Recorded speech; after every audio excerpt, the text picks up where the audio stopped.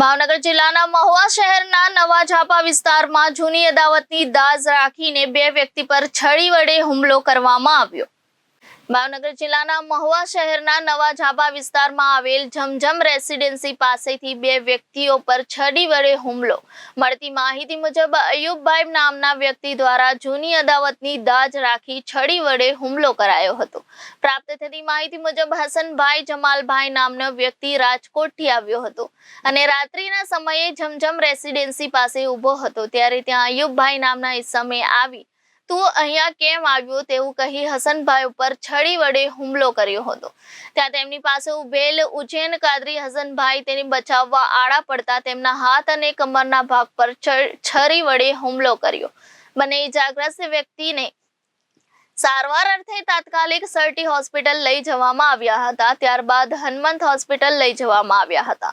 હસનભાઈની તબિયત વધુ ખરાબ થતા તેમને તાત્કાલિક ભાવનગર લઈ જવામાં આવ્યા હતા। તમારું નામ? ઉજ્જૈન કાદરી। શું બનાવ બન્યો હતો? જમજમ બા બનાવેલો હતો, એમાં છરી કાઢી બે જણાને મારી। એક જણાને 4 ઘા માર્યા અને મને 2 ઘા મારેલા। મને હાથમાં માર્યો અને બીજો સાથળમાં માર્યો અને એકને ભાવનગર લઈ ગયા। મને હનુમત હોસ્પિટલે દાખલ કરેલો। મારનારનું નામ? અયુબભાઈ નામ છે। બિગ કોલરની એજન્સી છે। પોલીસ ફરિયાદ કરવામાં આવી? હા, હવારમાં આવ્યા હતા। શું બનાવ બન્યો હતો? કાલે હું દુકાનમાં બેઠી હતી ને એ અયુબભાઈ ઉમરભાઈ કાળવતર છરી લઈને આવ્યા ને સીધા હુમલો કરવા માંડ્યા મારા દેવર ઉપર ને એક જો છોકરો બચાવવા ગયો ઉજ્જૈન કરીને તો એને છરીના ઘા મારી દીધા ને પછી મારા દેરને 3 ઘા માર્યા, પડખા 5-6 પડખામાં, વાહાના ભાગમાં અને મેન ઇમરાનભાઈ બે થઈને એને બચાવ્યા અને એને છોડાવ્યા ને એને પછી એને ધમકી દીધી કે કોઈને દવાખાને લઈ જવામાં એને હું મારી નાખવા જ આવ્યો છું, હું એને પતાવી દઈશ, હું એને જીવવા નહીં દઉં।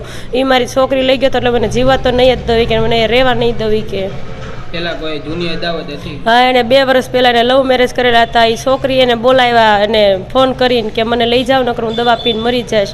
તો મારા દેર ગયા ને એમણે લવ મેરેજ કર્યા, આજ લગ્ન કર્યા ને બીજે દિવસે પકડાઈ ગયા। એટલે પકડાઈ ગયા એટલે એ લોકો મારા દેરને હથિયાર લઈને 10 જણા મારવા દોડ્યા। એ લોકો છોકરીને લઈ ગયા અને મારો દેર હાથ છોડાવીને ભાગી ગયો, વાડીને કૂવો ઠેકીને વાડી ઠેકીને વયો ગયો। અને પછી 2 વર્ષથી છોકરાએ ગામ મૂકી દીધું છે। એ લોકોએ છોકરીના લગ્ન કરાવી દીધા છે, મેરેજ કરાવી દીધા છે, વર્ષ દિવસ થયું એના મેરેજને, વર્ષ દિવસ થયું। મારો દેવર એની બીકની હિસાબે 2 વર્ષથી મવા મૂકી દીધું, રાજકોટમાં રહે છે, પણ અત્યારે મારા ઘરવા અને કેન્સરના મરીઝ છે એને હું અઠવાડિયા પહેલાં ડોઝ દેવરાવીને આવી, એટલે મારે ધંધો ઘર બધું કોણ સંભાળે, એટલે મેં એને રાજકોટથી બોલાવ્યા અને મારા દેર 15 દિવસથી અહીંયા હતા અને 7 દિવસથી અહીંયા નવા ઝાપા તારવાડી જમજમ રેસિડેન્સીની સામે રોજ આટા મારતા હતા, દિવસમાં 3-3 વાર।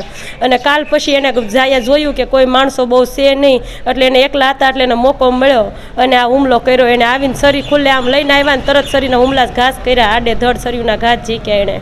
પેલી અદાવત હતી? હા, એ જૂની અદાવત છે। નહીં, સમાધાન કોઈ વસ્તુનું કાંઈ થયું જ નથી। મેરેજ સર્ટિફિકેટ છે અમારી પાસે, સાબુત બધા ડોન છે, બાકી ઓરિજિનલી બધું એની છોકરીના પર્સમાં વહી ગયું। મારા દેરના ડોક્યુમેન્ટ, એના કપડાં, એની બધી વસ્તુ એ લોકો પાસે છે। એ છોકરી બેગ, કપડાની બેગ લઈને ભાગી હતી। એ લોકો એને છોકરીના મોટ બાપુ 3 મહિના પછી અમારી દુકાને આવીને માંગી ગયા, એના કપડાને બધું અમે જે કાંઈ હતું દઈ દીધું। પછી હું અમારા ડોક્યુમેન્ટ એની દુકાને માંગવા ગઈ તો મને જેમ ફાવે એમ ગાળું દેવા માંડ્યો, જેમ ફાવે એમ બોલવા માંડ્યો, ઉકારા કરવા માંડ્યો। એટલે મેં એની ઉપર ગયા વર્ષે ફરિયાદી કરી તો એને મારી ઉપર ફરિયાદી કરીને મને આખો દિવસ પોલીસ સ્ટેશનમાં બેહાડી। મેં આ વખતે એ મારા ઘરવાની હિસાબે મેં ફરિયાદી ન કરી કે એ મારી ઉપર ફરિયાદી કરે તો હું મારા ધણીની સેવા કરું કે હું પોલીસ સ્ટેશનમાં બેહું। એ બી કે મેં પોલીસ સ્ટેશનમાં મેં આજ પહેલાં ફરિયાદી ન કરી કે એ ભલે આટા મારતો, અમે એને હિંમત માર દેરને દીધી કે તું બીમાં અને અત્યારે તાર ભાઈની આ મજબૂરી છે એટલે તારે મારો સપોર્ટ કરવો જ પડશે ને તારે દુકાને ઘડીક બેહવું જ પડશે। આ એ મામલામાં જેણે કાલ આ બધું બનાવ્યું, મેં કે હું તને રહેવા તો નહીં દઉં મવામાં, કાલ બોલ્યો મારી સામે ને પછી એને અહીંથી સિવિલમાં લઈ ગયા, સિવિલમાંથી હનુમંતમાં લઈ ગયા, હનુમંતમાંથી તાત્કાલિક એને ઇમરજન્સીમાં ભાવનગર લઈ ગયા। ન્યાયનું એ સવારમાં ઓપરેશન વહેલા સવારમાં કર્યું, અત્યારે ઓક્સિજન ઉપર છે, અત્યારે એની હાલત ગંભીર છે અત્યારે।